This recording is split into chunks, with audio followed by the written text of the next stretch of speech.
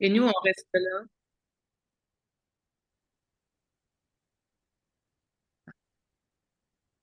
Bonjour à tous ceux qui sont déjà avec nous. On va être avec vous dans quelques minutes. On va juste attendre qu'il y a quelques autres personnes avec nous. Merci de votre patience. On commence bientôt.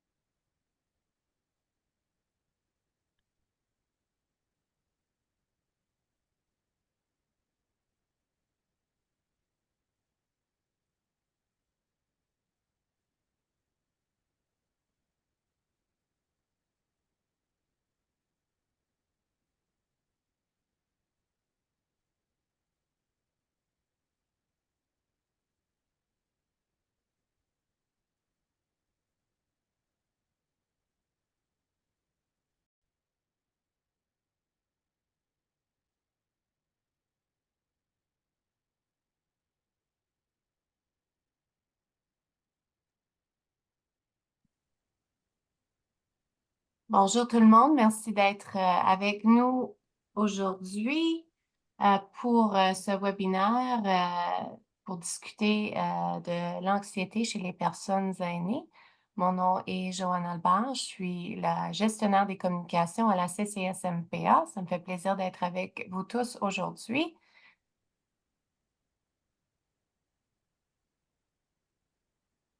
Et est-ce qu'on parle, pardon. Juste quelques petites questions de logistique, je crois, avant qu'on passe à Dr. Rivard. Donc, juste les rappels de logistique pour le webinaire et les détails. Donc, les ressources vont être partagées sur le clavardage. Si vous avez besoin des liens tout au courant du webinaire, ils vont être placés là. Il va y avoir un enregistrement euh, qui sera disponible sur notre page web dans les prochains jours si vous voulez le partager avec des collègues.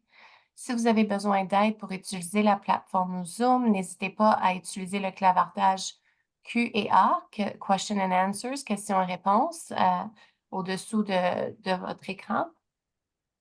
Et puis, la présentation sera suivie d'une séance de questions-réponses avec le Dr. Grenier et Dr. Rivard. Tout au long de la présentation, vous pouvez poser des questions dans le clavardage. On ne pourra pas répondre à toutes les questions, mais on va certainement essayer d'en répondre quelques-unes. Et puis, votre interaction est extrêmement précieuse.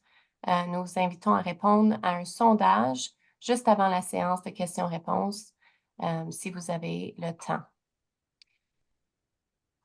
Et puis, avant de relancer à Dr. Rivard, je vais juste lire la reconnaissance du territoire. Nous reconnaissons que le travail d'élaboration de ces lignes directrices se déroule sur de nombreux territoires autochtones, y compris les terres traditionnelles et ancestrales des Premières Nations, des Inuits et des Métis. Ces territoires peuvent être régis par un traité non cédé ou contesté. Nous nous engageons à faire progresser la réconciliation et à favoriser des résultats équitables en santé pour tous les peuples autochtones. Pour en savoir plus sur la santé autochtone, consultez le site web du Centre de collaboration nationale de la santé autochtone. Alors, avec ça, il m'a fait plaisir de vous présenter Dr. Marie-France Rivard, qui est la co-animatrice du webinaire aujourd'hui, et elle va se présenter et vous dire quelques mots. Bonjour, bienvenue à tous. Merci d'être avec nous aujourd'hui. Je suis gérontopsychiatre à la retraite qui participe aux activités de la CCSMPA, la Coalition canadienne pour la santé mentale des personnes âgées, depuis le début des années 2000, quand la coalition a été formée, grâce au soutien des membres de l'Académie canadienne de gérontopsychiatrie, dont je fais toujours partie, et d'autres collaborateurs, en particulier les membres de la Division sur le vieillissement et les personnes âgées de l'Agence de la santé publique du Canada. Au fil des ans, j'ai participé au développement de certaines lignes directrices et maintenant, je demeure impliquée avec le CCSMPA en tant que personne âgée qui apprécie le travail important fait par la coalition. Je vous présente la directrice actuelle de la CCSMPA, Claire Checkland, dont vous voyez la photo à l'écran et qui aurait bien aimé vous saluer en personne. Peut-être que vous aurez l'occasion de la rencontrer lors d'un autre webinaire ou lors de la réunion scientifique conjointe de l'Académie canadienne de gérontopsychiatrie et de la Coalition qui aura lieu à Vancouver à la fin de septembre de 2024. La CCSMPA est très heureuse de vous présenter aujourd'hui ses nouvelles lignes directrices canadiennes sur l'évaluation et le traitement de l'anxiété chez les personnes aînées. Nous espérons que ces lignes directrices viendront faciliter et surtout valider votre travail clinique et vous aideront à mieux soutenir vos clients ou vos proches quand ils ont des problèmes causés par l'anxiété. La CCSMPA remercie chaleureusement Dr. Andrea Iaboni et le Dr. Grenier pour leur enthousiasme et pour leur leadership en tant que co-responsable du groupe de travail pour ces lignes directrices. Merci aussi au groupe de travail multidisciplinaire, aux personnes qui ont partagé leur vécu et aux nombreuses personnes qui ont contribué à l'élaboration des lignes directrices, ainsi qu'au développement d'outils de transfert des connaissances, tous disponibles sur le site de la CCSMPA. Maintenant, il me fait plaisir de vous présenter notre conférencier, le Dr. Sébastien Grenier, psychologue en gériatrie et co-responsable du groupe de travail sur les lignes directrices cliniques sur l'anxiété. Professeur agrégé au département de psychologie à l'Université de Montréal, Dr. Grenier travaille comme chercheur boursier senior au Centre de recherche de l'Institut universitaire de gériatrie de Montréal. Il est aussi directeur du laboratoire d'études sur l'anxiété et la dépression gériatrique et directeur scientifique du programme Vise-Âge, Vivre sans anxiété pour les personnes âgées. Il va maintenant vous présenter les lignes directrices, puis je me joindrai à lui plus tard pour la période de discussion. Bonne conférence. Merci. Merci, Marie-France, pour la présentation. Ouais, donc, oui, je suis très heureux d'être ici aujourd'hui avec vous au nom du groupe de travail sur les troubles anxieux pour présenter l'aboutissement de notre travail sur les lignes directrices de la coalition pour l'évaluation et le traitement de l'anxiété chez les personnes âgées. Mon objectif aujourd'hui est assez simple, c'est de vous donner une vue d'ensemble de certaines des recommandations clés et de fournir quelques exemples de cas pour aider à illustrer la façon dont ces recommandations peuvent être appliquées dans votre pratique. Donc, tout d'abord, je tiens à préciser que je n'ai pas de conflit d'intérêt ou d'intérêt financier à déclarer. J'ai reçu des honoraires de la coalition en tant que co-responsable des lignes directrices sur les troubles anxieux. Les informations sur les conflits d'intérêts potentiels pour tous les membres du groupe sont disponibles sur le site web de la coalition.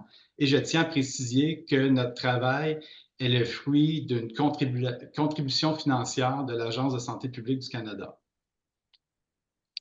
Donc, pour commencer, c'est important de définir le concept d'anxiété, de bien définir l'anxiété. L'anxiété, c'est une émotion. Vous voyez sur la diapositive, c'est un continuum, une émotion qui découle de notre réponse physiologique au stress ou à la menace.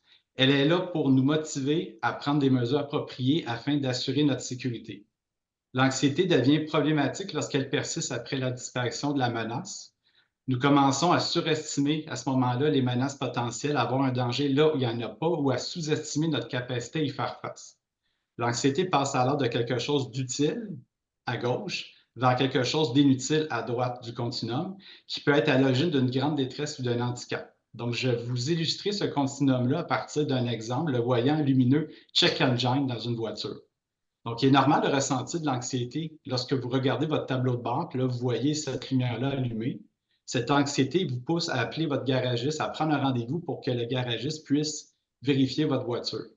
En revanche, si votre anxiété vous pousse à faire des recherches sur Google, à chercher sur Google des informations sur les moteurs défectueux, les accidents de la route, si vous commencez à mal dormir parce que vous pensez constamment à ça, et si vous ne décidez pas quel mécanicien choisir pour faire réparer votre voiture, l'anxiété devient alors excessive et inutile.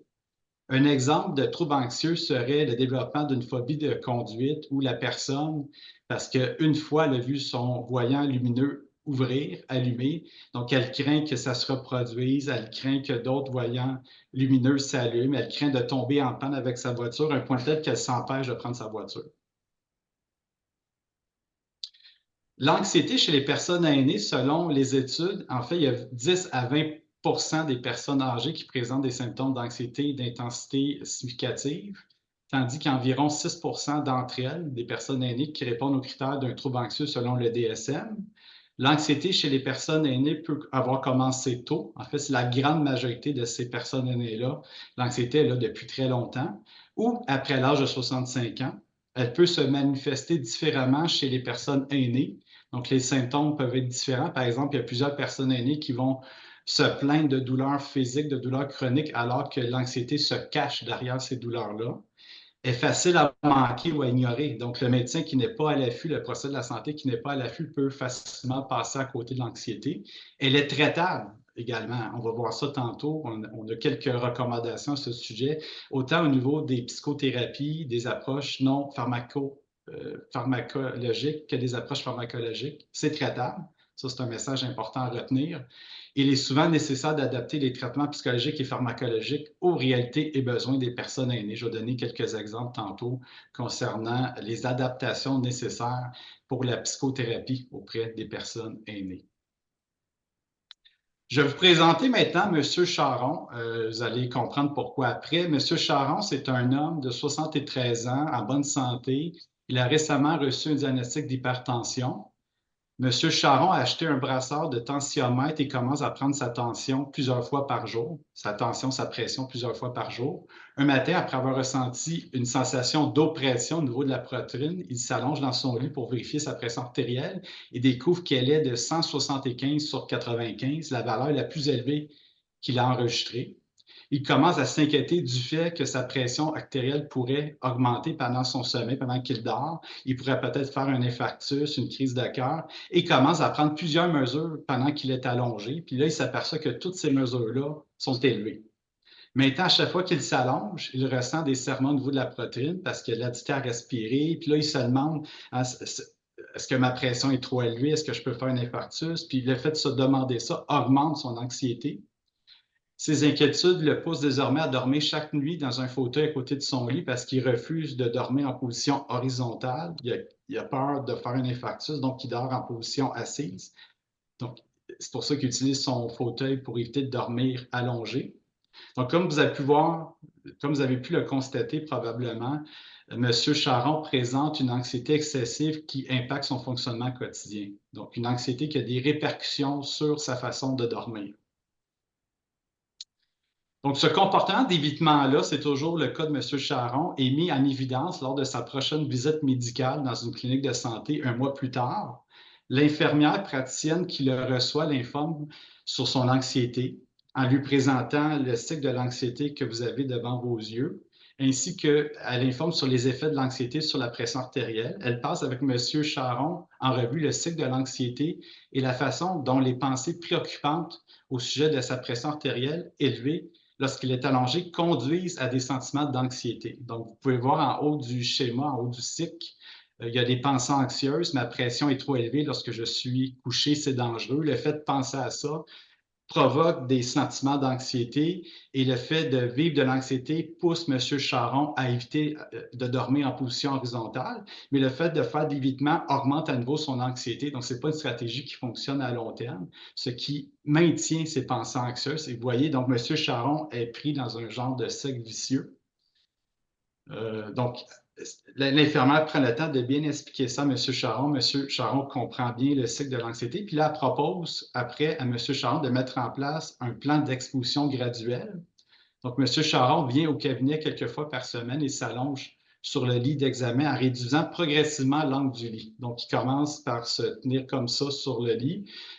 À moniteur, on évalue son niveau d'anxiété. Puis lorsqu'il se sent bien, après 10 minutes, on peut diminuer progressivement la chaise pour que M. Charron s'habitue de façon graduelle au fait d'être en position horizontale et de vivre de l'inconfort. Puis à force, après 4 visites de cette nature-là, M. Charron est capable de se coucher à l'horizontale avec un minimum d'anxiété et à recommencer à dormir dans son lit. Donc, c'est l'objectif de l'exposition, de permettre à M. Charron de pouvoir se coucher dans son lit.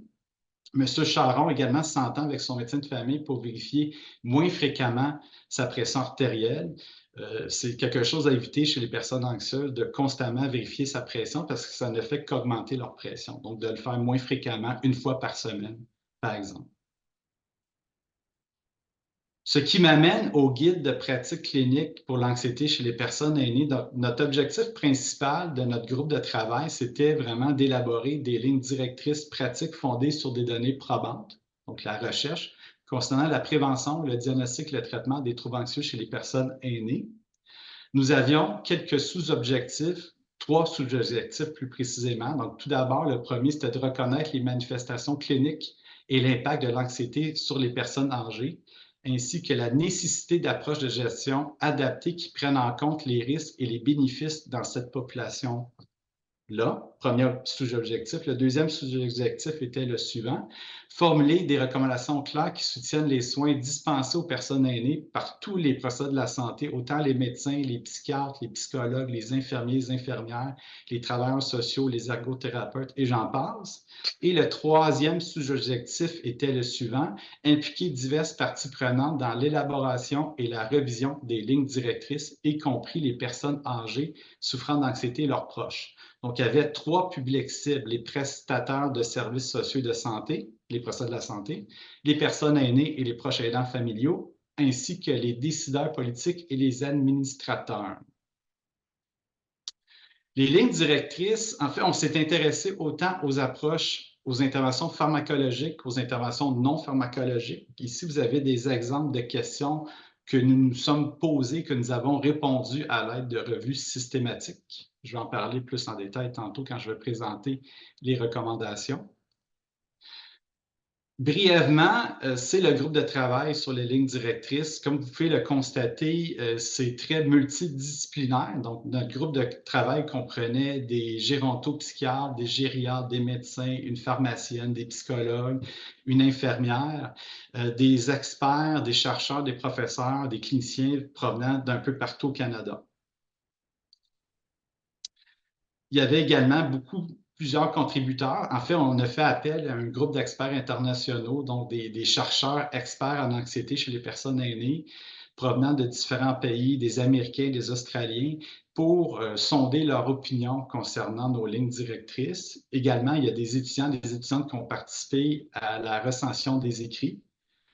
J'aimerais également souligner le soutien du personnel de la coalition pour l'élaboration de ces lignes-là, et également souligner la participation de 8 personnes aînées sur un comité consultatif sur l'expérience vécue.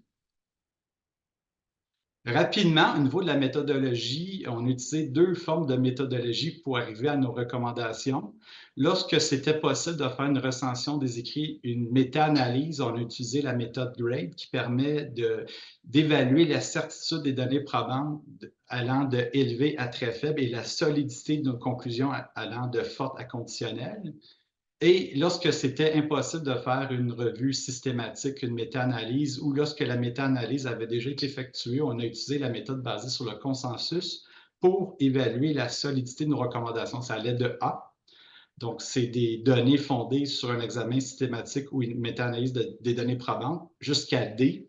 Donc, ce que nous proposons, c'est fondé sur l'avis d'un expert ou extrapolé à partir d'autres catégories de données probantes. Je vais commencer par le volet recherche ou détection de cas. Donc, notre première recommandation est la suivante: les professionnels de la santé doivent connaître les facteurs augmentant les risques d'anxiété chez les personnes aînées. Nous, à partir de nos études, de notre recension des écrits, on a trouvé différents facteurs de risque qui sortaient dans la littérature. Vous les avez devant vos yeux au niveau des facteurs de risque. Être une femme, c'est un facteur de risque. Avoir un handicap ou être en mauvaise santé, être en perte cognitive, souffrir de douleurs chroniques, souffrir de dépression, d'insomnie, être socialement isolé ou se sentir seul. Parmi les facteurs de protection, nous retrouvons être satisfait de notre vie, avoir des liens sociaux, entretenir une spiritualité ou avoir une appartenance religieuse, et avoir des liens avec la communauté, autrement dit, se sentir qu'on fait partie d'une société. C'est important de mentionner que le vieillissement en soi n'est pas un facteur de risque d'anxiété chez les personnes aînées, sauf pour la peur de tomber. Donc, la peur de tomber augmente chez les plus âgés des personnes aînées. Un autre facteur de risque qui est spécifique à la peur de tomber, c'est les antécédents de chute ou de troubles d'équilibre. Notre deuxième recommandation est la suivante: les professionnels de la santé doivent se familiariser avec les outils de détection des symptômes et des troubles anxieux chez les personnes aînées et envisager d'utiliser ces outils pour faciliter la recherche de cas chez les personnes à risque ou qui décrivent des symptômes d'anxiété. À partir de nos recherches, on a trouvé, en fait, on recommande l'utilisation de certains questionnaires, notamment l'inventaire d'anxiété gériatrique, mieux connu sous le nom de Geriatric Anxiety Inventory. Il existe deux versions, une version 20 items, le GAY 20 ou le GAY Short Form, qui est une version en 5 items. Cet instrument-là est utile pour détecter la présence d'anxiété significative chez les personnes aînées et détecter la présence d'un trouble d'anxiété généralisée potentiel.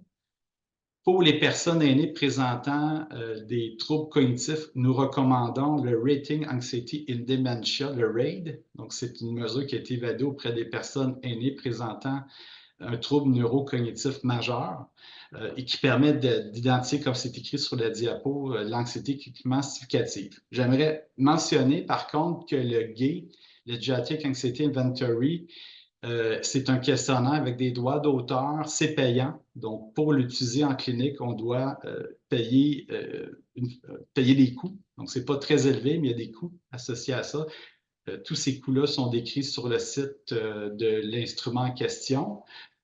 Par contre, ce qui est important aussi de mentionner, c'est qu'il existe des questionnaires pour évaluer l'anxiété qui sont non payants. Donc, notamment, on a identifié le GAD-7, le Hospital Anxiety and Depression Scale, donc le HADS-A, également le questionnaire sur les inquiétudes de Penn State. C'est un autre questionnaire qu'on peut utiliser sans frais pour évaluer l'anxiété chez les personnes aînées. Concernant justement l'évaluation, c'est important de savoir que les causes de l'anxiété sont multiples. Le stress que la personne vit au quotidien, est-ce qu'elle souffre d'une dépression? La présence de maladies peut provoquer de l'anxiété. La présence d'un handicap, de limitation fonctionnelle, la présence d'un trouble neurocognitif majeur également peut être associée à l'anxiété chez les personnes âgées. Donc là, je vais vous présenter le cas de Mme Bechter. C'est un cas qui permet d'illustrer les causes multiples d'anxiété, notamment le fait que l'anxiété peut être causée par une maladie physique. Donc, imaginez que c'est votre patiente. Mme Bechter est une femme de 80 ans, atteinte de démence légère, qui vit seule dans un appartement. Elle est aidée par sa fille qui lui rend visite quelques fois par semaine. Elle semble avoir attrapé un rhume. Après quelques jours, elle commence à avoir de la difficulté à dormir. Elle se lève et appelle anxieusement sa fille plusieurs fois par nuit, lui demandant à plusieurs reprises quand elle passera. Après une semaine d'anxiété croissante et de mauvais sommeil, sa fille décide de l'amener à la clinique sans rendez-vous, où elle se voit prescrire une pilule pour l'aider à surmonter son anxiété et à bien dormir. Elle dort un peu mieux la première nuit, mais la deuxième nuit, son état s'empire. Elle est très confuse et anxieuse et elle appelle à nouveau sa fille pour lui dire qu'il y a un étranger dans sa maison. Donc, elle est très confuse. Sa fille se précipite et découvre que sa mère est tombée, malheureusement, dans sa salle de bain. Elle s'est coupé un bras. Elle l'amène à l'urgence. L'urgentologue procède à quelques examens et découvre qu'elle souffre d'une pneumonie. Il lui prescrit des antibiotiques et arrête le niveau somnifère. Son anxiété, sa confusion et son sommeil s'améliorent au cours de la semaine suivante. Donc ici, on a vraiment un cas qui illustre que l'anxiété était causée par une pneumonie qui n'était pas encore traitée. Aussitôt que le médecin a mis en place des traitements pour la pneumonie, ces symptômes d'anxiété ont disparu. Ce qui m'amène à la recommandation numéro 7, les personnes aînées chez qui le dépistage de l'anxiété positive ou qui présentent une anxiété nouvelle ou aggravée qui affecte leur fonctionnement quotidien ou leur bien-être doivent faire l'objet d'une évaluation exhaustive comprenant une évaluation des antécédents, un examen physique et des tests appropriés. Ici, vous avez une copie de l'algorithme d'évaluation qui est disponible dans nos lignes directrices et téléchargeable en ligne, qui dit tout simplement que lorsque vous évaluez une personne aînée, il y a plusieurs choses à considérer. Donc, vous avez une colonne évaluée, vous devez considérer les causes médicales, la prise de médicaments, est-ce qu'il y a présence de délirium, est-ce qu'il y a une consommation de substances, est-ce qu'il y a de la dépression, etc. Et c'est important d'identifier le début des symptômes. Est-ce que ça vient tout juste d'apparaître ou c'est là depuis très longtemps? La fréquence des symptômes, la persistance des symptômes, la gravité des symptômes, le niveau de détresse et d'impact sur le fonctionnement social, la nature des symptômes, est-ce que la personne aînée évite des situations parce qu'elle a peur de vivre ces symptômes-là? Quels sont les antécédents de santé mentale également? Donc, cet algorithme-là est accessible pour vous dans nos lignes directrices qui sont téléchargeables en ligne. Recommandation numéro 9. Les personnes aînées souffrant d'anxiété doivent faire l'objet d'un dépistage de la dépression et des risques de suicide. Selon les données probantes, environ la moitié des personnes aînées souffrent de dépression. En fait, environ la moitié des personnes aînées qui souffrent de dépression présentent également un trouble anxieux comorbide. tandis que 20% des personnes souffrant d'un trouble anxieux primaire répondent également aux critères de la dépression. Donc, tout ça pour dire que chez les personnes âgées, l'anxiété et la dépression, c'est souvent deux troubles qui sont associés et c'est important de garder ça en tête et d'évaluer la présence de dépression, justement, en présence d'anxiété chez une personne aînée. Donc, la recommandation numéro 10 est la suivante. Il est important de déterminer la présence de conditions médicales susceptibles de provoquer des symptômes d'anxiété chez la personne aînée. Une revue des antécédents médicaux, l'examen physique et les examens complémentaires doivent faire partie de l'évaluation. Ici, vous avez une copie, une partie du tableau qui se retrouve dans nos lignes directrices. C'est un tableau qui permet de faire le lien entre différentes maladies médicales, conditions médicales et la présence d'anxiété chez les personnes aînées. Donc, je vous invite à consulter ce tableau dans nos lignes directrices. La recommandation numéro 11 concerne la présence de médicaments. Donc, c'est important chez les personnes aînées anxieuses d'évaluer, de recueillir de l'information sur l'utilisation de médicaments de drogue, incluant les médicaments prescrits, ceux en vente libre, et les drogues à usage récréatif, ainsi que la caféine. Encore une fois, ici, c'est une partie du tableau sur les médicaments que vous allez retrouver dans nos lignes directrices qui permettent de faire des liens entre certaines classes de médicaments et la présence d'anxiété chez les personnes aînées. Je vais vous présenter maintenant Madame Leclerc. C'est un cas qui permet d'illustrer que l'anxiété peut avoir des causes médicales ou être associée à une consommation de substances. Donc, imaginez, Madame Leclerc est une femme de 67 ans qui a des problèmes d'anxiété qui remontent à sa ménopause. Elle a des antécédents d'hypertension et de fibrillation auriculaire qu'elle a traités de manière appropriée. Ses symptômes pendant la journée sont la fatigue et la nervosité. Elle a du mal à dormir la nuit et se réveille parfois avec le cœur qui s'emballe et un sentiment de malheur imminent. Pendant la journée, elle n'a pas beaucoup d'énergie et boit 2 cafés et un grand coke. Elle a remarqué que sa consommation de caféine pouvait augmenter sa nervosité. En ce qui concerne son sommeil, des amis disent qu'elle ronfle bruyamment et qu'elle fait des pauses respiratoires durant la nuit qui se terminent par de grands ronflements. Un examen approfondi de son sommeil a permis d'identifier la présence d'une apnée du sommeil sévère.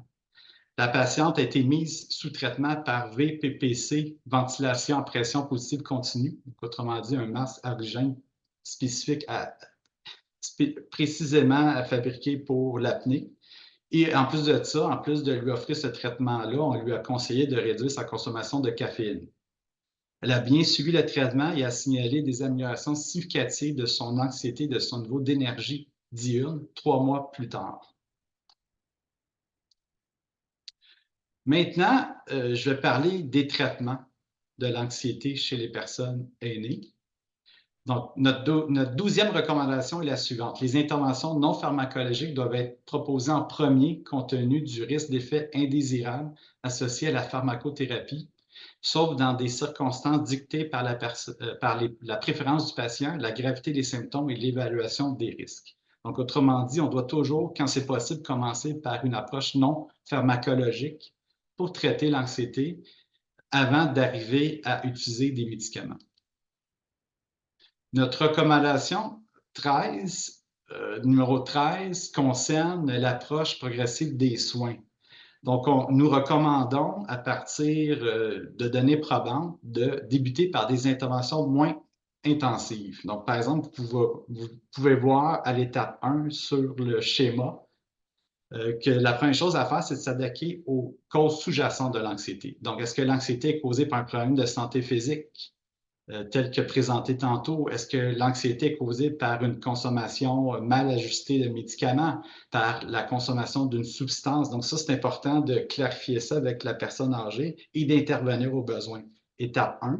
L'étape 2, c'est de proposer des stratégies de gestion et d'autogestion que je vais présenter sur la prochaine diapo. Et si ces stratégies-là ne fonctionnent pas, on passe à l'étape 3. Donc, c'est d'offrir une psychothérapie à la personne aînée, combinée ou non à la prise d'un médicament. Concernant les stratégies d'autogestion recommandées à partir des données probantes, il y en a plusieurs. On peut commencer par la bibliothérapie. Il existe des bons livres que la personne aînée peut lire pour mieux comprendre son anxiété. se traiter elle-même. On peut également suggérer une thérapie cognitivo-comportementale auto-guidée.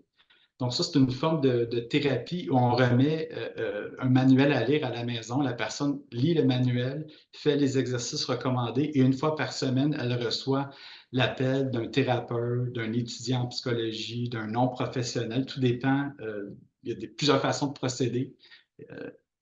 Donc, c'est une intervention moins intensive qu'une TCC complète. Et également, faisant partie des stratégies d'autogestion, il y a la thérapie de relaxation, la méditation qu'on peut suggérer. Et j'attire votre attention sur l'exercice physique. Ça fait partie de nos recommandations, la 26e plus précisément. L'exercice réduit l'anxiété et peut être recommandé aux personnes aînées présentant des symptômes d'anxiété. Donc, il y a des données probantes qui démontrent que l'exercice physique est efficace pour réduire les symptômes anxieux chez les personnes aînées. Par contre, il n'y a pas de données probantes qui disent que l'exercice physique est efficace pour traiter les troubles anxieux. Concernant la psychothérapie, je vais vous présenter le cas de Mme Lee qui permet d'illustrer la pertinence d'offrir une psychothérapie pour gérer un trouble anxieux chez une personne aînée. Mme Lee est une femme veuve de 80 ans qui vit dans un appartement avec sa fille. Ses problèmes de santé chroniques sont bien gérés. Son mari est décédé il y a environ 2 ans. Depuis peu, elle s'inquiète au sujet de ne plus être en mesure de demeurer autonome, indépendante, seule à la maison. Mme Lee était initialement réticente à l'idée d'être évaluée pour son anxiété, car elle craignait qu'on lui dise qu'elle ne pouvait plus vivre de façon autonome à la maison. Elle avoue qu'elle a toujours été une personne anxieuse, s'inquiétant par exemple du bien-être de sa famille, de son avenir. Elle présente des inquiétudes qu'elle a du mal à contrôler, donc difficiles à chasser, et qui perturbent souvent son sommeil. Elle se sent physiquement tendue à cause de ses soucis avec des maux de tête, des raideurs dans le haut du dos et de l'agitation. Son humeur est plus irritable dernièrement et elle s'emporte souvent contre sa famille. Donc, autrement dit, elle se met en colère. Elle n'est plus capable de se concentrer sur ses émissions télévisées préférées, déclarant que son esprit est trop occupé. En raison de son manque d'énergie, elle a cessé plusieurs activités qu'elle aimait pratiquer autrefois. Après vérification, elle ne souffre pas de dépression. Donc ça, c'est important de vérifier la présence de dépression en présence d'anxiété chez une personne aînée. Dans ce cas-ci, il n'y a pas de dépression. Le score à l'inventaire d'anxiété gériatrique indique un score de 15 sur 20, ce qui fait référence à de l'anxiété assez intense. Donc, après une évaluation approfondie, il est conclu que Mme Lee souffre d'un trouble d'anxiété généralisé. Puis après ça, Mme Lee a été mise en contact avec un psychothérapeute d'approche cognitivo-comportementale. Donc, la TCC qu'elle a débuté a comme objectif de cibler les distorsions cognitives associées à l'inquiétude, par exemple le catastrophisme, et d'aider Mme Lee à reprendre les activités délaissées. Donc, on appelle ça en thérapie comportementale de l'activation comportementale. La 17e recommandation est la suivante. Les TCC doivent être proposés aux personnes aînées pour traiter l'anxiété. Donc, il y a des données probantes qui démontrent ça. Il y a plusieurs preuves à l'appui pour les TCC individuels ou les TCC en groupe. TCC, ça veut dire thérapie cognitivo-comportementale. La TCC peut être brève également, seulement quelques séances de contact avec un psychothérapeute ou des séances téléphoniques. Donc, ça peut être offert à distance au téléphone ou en personne. Et ce qui est important, et tout ça, c'est décrit dans nos lignes directrices, on doit adapter la TCC aux besoins des personnes aînées. Donc, c'est parfois, par exemple, nécessaire de raccourcir la durée des séances. Donc, habituellement, une TCC traditionnelle va durer 8 à 10 séances. C'est des séances de 60 minutes. Donc, on peut réduire ça à 30 minutes dans certains cas, si c'est nécessaire. Des fois, c'est nécessaire de parler plus fort avec certaines personnes âgées dues à des problèmes d'audition. Donc, c'est le genre d'adaptation. Les thèmes d'inquiétude également diffèrent chez les personnes aînées si on les compare aux adultes plus jeunes. Donc, il y a plusieurs façons d'adapter la TCC pour qu'elle réponde davantage aux besoins des personnes aînées. La 24e recommandation, ça concerne l'intervention de pleine conscience. Donc, c'est la suivante. Je vais vous la lire, ça va être plus facile. Les interventions de pleine conscience peuvent être utilisées pour traiter efficacement l'anxiété chez les personnes aînées. Donc, ces interventions-là de pleine conscience, ça inclut plusieurs formes de thérapie de pleine conscience. Ça inclut la réduction du stress basé sur la pleine conscience, La thérapie cognitive basée sur la pleine conscience, ça inclut également la thérapie de la pleine conscience centrée sur les émotions. La pleine conscience, de façon générale, renvoie à l'idée d'aider la personne aînée à se centrer sur le moment présent avec une orientation particulière vers l'ouverture, la curiosité et l'acceptation de ce qu'elle ressent. Maintenant, quelques mots sur la pharmacothérapie. Je vais revenir au cas de Mme Lee que je vous ai présenté il y a quelques secondes. Après 8 séances hebdomadaires de TCC, Mme Lee fait état d'une certaine amélioration de ses symptômes d'anxiété. Donc, à l'inventaire d'anxiété gériatrique, les symptômes sont passés de 15 à 9 sur 20, ce qui est excellent, mais elle continue à avoir du mal à dormir. Elle a demandé à son médecin d'avoir un médicament pour l'aider à dormir. Après avoir appris que ces problèmes de sommeil peuvent être causés par son anxiété, elle choisit de commencer de la sertraline, du Zoloft, et après 5 semaines de consommation, son sommeil s'est amélioré et son score à l'inventaire d'anxiété gériatrique est passé de 9 à 6. Donc, je vous rappelle qu'au départ, avant la TCC, était de 15. Après la TCC, il est passé de 15 à 9. Et en ajoutant un médicament, c'est passé de 9 à 6. En plus de prendre ce médicament-là, elle continue d'utiliser les stratégies de gestion d'anxiété apprises durant la TCC. Donc ici, on a vraiment un exemple d'une personne âgée chez qui la combinaison TCC et médicaments, c'est une combinaison gagnante. Concernant les médicaments, la 28e recommandation dit que les inhibiteurs sélectifs de la recapture de la sérotonine et les inhibiteurs de la recapture de la sérotonine et la norépinéphrine doivent être utilisés comme traitement pharmacologique de première intention des troubles anxieux chez les personnes aînées. Donc, c'est important de considérer différents points que je vais vous résumer dans quelques secondes. En fait, toutes ces recommandations-là concernant l'utilisation des antidépresseurs pour traiter les troubles anxieux en gériatrie reposent sur des données probantes qui démontrent clairement que ces antidépresseurs-là peuvent réduire les symptômes d'anxiété, peuvent réduire également les troubles anxieux, sont efficaces dans les deux cas, peuvent également traiter la dépression qui est souvent associée à l'anxiété, peuvent améliorer la qualité de vie et le fonctionnement quotidien. Pour les 65 ans et plus, c'est très important de débuter par une petite dose et d'ajuster graduellement la posologie jusqu'à l'obtention d'une réponse thérapeutique ou jusqu'à l'atteinte de la dose maximale tolérée recommandée. Et c'est important, durant la mise en place d'un nouveau médicament, d'offrir un soutien et surtout d'avoir en tête que ça prend 6 à 8 semaines avant d'obtenir des résultats probants. Dernière chose, c'est important également de surveiller les effets secondaires. Des tableaux de directives pour la prescription des médicaments sont accessibles sur le site web de notre partenaire, GeriMedRisk, que vous voyez sur la diapo, mais les documents ne sont pas encore traduits en français, ne sont pas disponibles en français, mais les documents sont là en anglais, donc c'est des documents que vous pouvez télécharger qui vous indiquent la posologie à suivre pour la prescription des médicaments, des antidépresseurs. La recommandation numéro 29 concerne l'usage de benzodiazépines. Donc, les benzodiazépines ne doivent pas être utilisés dans la prise en charge de l'anxiété chez les personnes aînées, sauf lorsque les interventions non pharmacologiques et les options pharmacologiques de première intention ont échoué, ou pour une utilisation à court terme, 2 à 4 semaines, jusqu'à ce que les traitements de première intention deviennent efficaces. Donc, il faut faire attention avec l'usage des benzodiazépines. Ici, vous avez un tableau. Encore une fois, ce n'est pas le tableau complet. Le tableau complet va se retrouver dans les lignes directrices qui donne des directives claires quant à l'usage des différents médicaments pour traiter l'anxiété chez les personnes aînées. Donc, vous voyez, ici, c'est un exemple. Là, vous avez la dose de départ, la dose thérapeutique, la dose maximale et certaines considérations, des choses importantes à considérer pour les personnes aînées. Ce tableau-là est accessible en ligne dans nos lignes directrices. Je vais terminer la conférence d'aujourd'hui en vous parlant un peu de la peur de tomber parce que nous, on s'est intéressé à cette peur-là. C'est une des manifestations d'anxiété les plus fréquentes chez les personnes aînées. Je vais vous présenter le cas de Mme Fields qui permet d'illustrer que c'est possible de mettre en place une intervention pour les personnes aînées ayant une peur de tomber. Donc, Mme Fields est une personne aînée de 86 ans qui vit seule dans son appartement. Lors d'un rendez-vous avec son médecin de famille, elle signale qu'elle est tombée dans son appartement il y a 2 mois après avoir été prise de vertige et en se levant rapidement d'une position assise pour répondre au téléphone. Donc, le téléphone a sonné, elle s'est dépêchée pour aller répondre, est tombée.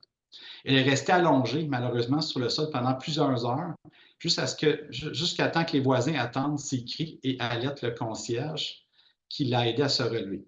Elle avait quelques contusions mineures, une douleur minime et n'a pas cherché à se faire soigner à ce moment-là. Donc, elle n'a pas gardé ça pour elle, elle n'a pas été consultée. Depuis, elle n'ose plus trop se déplacer au cas où elle tomberait à nouveau et annule ses rendez-vous et ses activités extérieures, à moins que cela ne soit absolument nécessaire. Elle a réduit sa consommation d'eau parce qu'elle ne veut pas se lever en vitesse la nuit pour aller faire pipi et ne répond plus au téléphone pour ne pas se sentir obligée de se déplacer rapidement. L'inquiétude la tient éveillée et elle ne dort pas vraiment bien, finalement. Donc, tout ça a des impacts sur sa qualité de sommeil. Son médecin de famille observe que Mme Phil a du mal à se lever de sa chaise de la salle d'attente. L'examen physique conclut que la patiente présente une hypotension orthostatique, un déconditionnement moteur important et une baisse de vision. Le médecin explore les sentiments de peur chez Mme Fils, qui explique qu'elle a surtout peur d'être seule, de rester par terre pendant des heures sans que personne ne sache qu'elle est là et de ne pas pouvoir se relever en cas de besoin. Le médecin adopte une approche axée sur les solutions et demande à Mme Fils de suggérer des solutions qui pourraient l'aider à se sentir moins nerveuse. Après l'avoir écouté, le médecin lui suggère de mettre en place un service d'alerte en cas de chute, d'avoir des voisins qui prennent de ses nouvelles fréquemment, une fois par jour, et d'apprendre à se relever après une chute. Le médecin aide sa patiente à mettre tout ça en place, à mettre le service d'alerte en place, même à prendre un rendez-vous chez son optométriste pour faire évaluer sa vision. Peut-être que la prescription de lunettes ou l'ajustement de ses lentilles est nécessaire. Puis le médecin aide Mme Phil à dresser la liste des voisins qu'elle peut contacter en cas de besoin, à remplir aussi une demande d'évaluation à domicile par une ergothérapeute pour qu'elle puisse bien évaluer son environnement. Lors du suivi, Mme Phil se présente à son rendez-vous avec des nouvelles lunettes, un bracelet d'alerte aux chutes et un déambulateur à 4 roues. Elle signale qu'elle a travaillé sur les transferts avec l'ergothérapeute et qu'elle a maintenant une barre de transfert, une barre de soutien, autrement dit, près de son lit et un siège de toilette surlevé pour éviter les chutes. Suite à la demande de son médecin, elle accepte de participer à un programme communautaire de prévention des chutes offert, géré par l'Agence locale de santé publique. Dans nos lignes directrices, il y a 3 recommandations spécifiques à la peur de tomber. Donc, la 6e recommandation qui dit qu'il est important de poser des questions sur la peur de tomber et l'évitement des activités dans le cadre de l'évaluation de risque de chute en gériatrie. C'est important de poser les questions. La recommandation numéro 3 dit que c'est important, on peut envisager en fait la mise en place d'une TCC, une thérapie cognitivo-comportementale, pour réduire la peur de tomber chez les personnes aînées. Souvent, la TCC est combinée avec un programme d'exercice physique lorsque c'est disponible. Et la 27e recommandation qui dit que l'exercice, y compris le tai chi, le yoga, est efficace pour réduire la peur de tomber. Donc, l'exercice est efficace pour réduire l'anxiété, les symptômes anxieux, mais également pour réduire la peur de tomber chez les personnes aînées. J'attire votre attention sur différentes ressources qui sont à votre disposition sur le site web de la Coalition. Donc, vous avez à votre gauche, pour les professionnels de la santé, un document téléchargeable qui résume les directives pour la prescription de médicaments. Et à votre droite, une brochure à l'intention des personnes aînées et des proches qui explique c'est quoi l'anxiété et quelles sont les actions que la personne peut entreprendre pour mieux gérer son anxiété. En conclusion, je le répète depuis tantôt, mais c'est super important, très important d'évaluer la présence d'anxiété chez les personnes aînées. Donc, le dépistage est important. Il faut poser les bonnes questions, surtout si la personne aînée présente des facteurs de risque tels qu'une limitation fonctionnelle, la présence de douleurs chroniques, la présence de symptômes dépressifs, un isolement social. Donc, ça, c'est des facteurs de risque qui sont importants, qui sont associés à l'anxiété. Mais pour identifier de l'anxiété, on doit poser les questions. C'est important d'examiner les causes potentielles et les facteurs contributifs. On a vu tantôt que c'était multifactoriel, l'anxiété. Donc, est-ce qu'il y a des médicaments, des nouveaux médicaments qui viennent tout juste de débuter? Est-ce qu'il y a la présence d'une maladie physique? Est-ce que la personne consomme des substances? Est-ce qu'elle vit des stresseurs importants présentement? Donc, c'est des choses que le médecin, le professeur de la santé, c'est des choses importantes à évaluer pour bien comprendre l'anxiété. C'est important de fournir un soutien psychologique, une psychoéducation et des options d'autogestion. Rappelez-vous ce que j'ai dit tantôt, c'est d'y aller par étapes. Hein. On appelle ça une approche de soins par étapes. Commencer par des interventions moins intensives, de la bibliothérapie, par exemple. Et si ça ne fonctionne pas, on passe à l'étape suivante. On peut offrir éventuellement une psychothérapie combinée ou non avec la prise d'un médicament. Concernant justement les psychothérapies, il y a des données probantes qui démontrent que la TCC, la pleine conscience, sont des interventions fondées, efficaces pour les personnes aînées souffrant d'anxiété. Et concernant les médicaments, les antidépresseurs sont les médicaments de première intention lorsqu'ils sont indiqués pour traiter l'anxiété chez les personnes aînées. Il faut faire attention aux benzodiazépines. Souvent, les effets secondaires indésirables surpassent les effets bénéfiques. Donc, il faut faire attention avec ce type de médicaments-là. Je vous remercie pour votre attention et je vais rester disponible évidemment pour répondre à vos questions. Merci, Dr. Grenier, pour ce survol des lignes directrices sur l'anxiété. Avant de répondre à vos questions, nous aimerions que vous répondiez à notre questionnaire qui va être très rapide. Alors, je vais demander à Joanne d'afficher le questionnaire pour vous. Alors, le questionnaire est maintenant disponible. Si vous pouvez prendre quelques minutes pour le répondre, ce serait grandement apprécié. Puis ensuite, vous pouvez aussi mettre vos questions pour le docteur Grenier et docteur Rivard dans le clavardage Q&A, questions et réponses, question and answers. Et puis, on aura quelques minutes pour discuter de ces questions-là par la suite. Merci.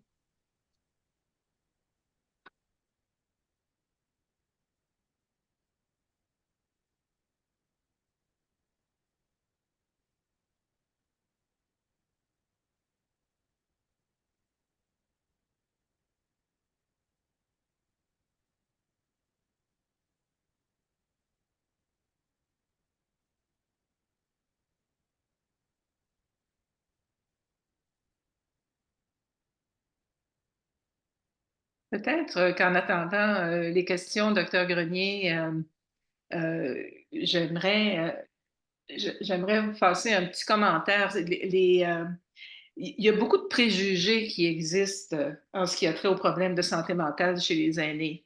Oui. Le plus fréquent, c'est que les personnes âgées ne peuvent pas pleinement bénéficier des traitements. Ça, c'est c'est le préjugé qui me dérangeait le plus quand je travaillais dans le domaine de la santé. Oui. Qu'est-ce que vous répondriez, vous, si on vous disait qu'un de vos proches aînés n'est pas admissible au programme de TCC de la clinique de santé mentale de votre région parce qu'il est trop âgé? Ça, c'est une des situations auxquelles je devais faire face. La TCC était disponible dans les cliniques, mais on ne réussissait pas à faire voir nos personnes âgées qui auraient, d'après nous, bénéficié de la TCC. Bénéficier, oui, oui. Les données probantes disent le contraire. Je pense que c'est un des messages à retenir aujourd'hui, c'est qu'il y a de plus en plus de données probantes basées sur la recherche qui démontrent que les thérapies psychologiques, notamment la TCC, sont efficaces pour traiter l'anxiété chez les personnes aînées. Donc ça, c'est une fausse croyance qu'on doit démentir, on doit en parler, on doit briser les tabous. C'est une croyance qui est là depuis des années, qui commence tranquillement à se défaire parce qu'on parle de plus en plus de la santé mentale des personnes aînées, de la psychothérapie. Donc, il y a de plus en plus de personnes aînées qui décident d'aller consulter un psychologue également. C'est de moins en moins tabou. Donc, ça, c'est important de le mentionner. On n'est jamais trop âgé pour commencer une thérapie et une TCC à 90 ans fonctionne aussi bien qu'une TCC à 30, 40 ans. L'important, c'est d'adapter des fois la thérapie en question pour qu'elle puisse répondre mieux aux besoins, mieux répondre, c'est-à-dire aux besoins de la personne âgée.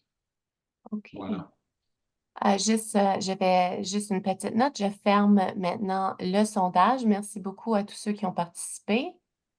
Et puis, on va passer à une question.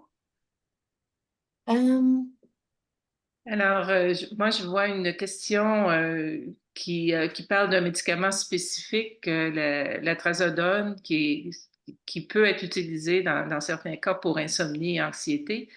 Oui, ça peut causer un risque élevé de chute. C'est un autre problème, c'est qu'il y a mille et une façons de nous faire tomber en vieillissant quand on prend des médicaments.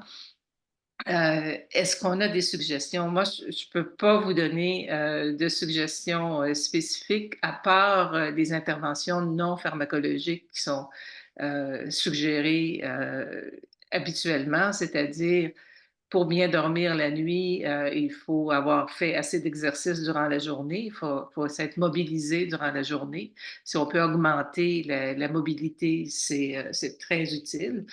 L'autre chose qui est peut-être pas assez reconnue ou recherchée, c'est la présence, si quelqu'un prend de l'alcool avant de se coucher ou avec le souper.